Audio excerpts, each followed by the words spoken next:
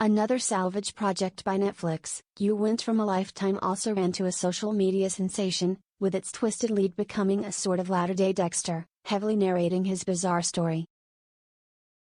The third season continues to balance that delicate juggling act, with a wife, baby and life in suburbia merely adding to the chaos, and for the most part, macabre fun.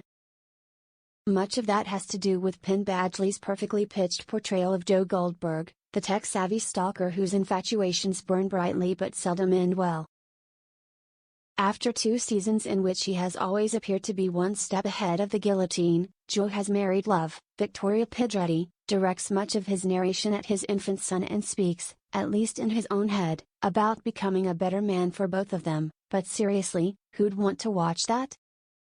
Season 3 begins with Joe and Love experiencing some of the joys and many of the headaches associated with parenthood, before a flirtatious neighbor complicates his attempt to turn over a new leaf. Anything beyond that lands squarely in the spoiler zone, but suffice it to say that the burbs are filled with happy, smiling people that Joe frequently finds annoying or just plain odd, and some of them are unlikely to survive all the way through this year's 10 episodes. Of course, the fact there's some seriously twisted stuff going on behind the picket fences and perfect lawns doesn't help matters.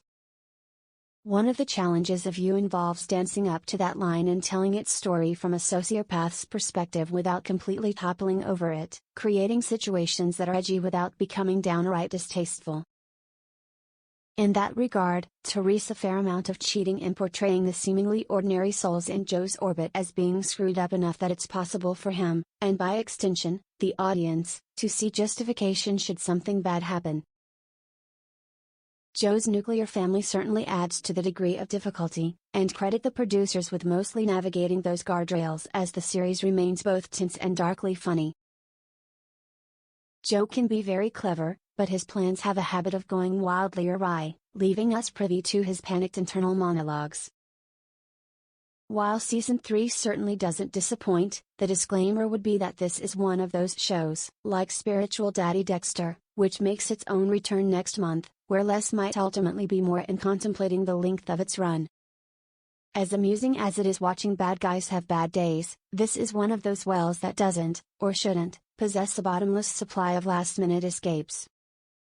Joe becomes easily infatuated and obsessed, which in a sense makes him a perfect surrogate for the streaming age. You dodged a bullet with its move to Netflix, generating the kind of pop culture footprint that the series likely never would have enjoyed on Lifetime.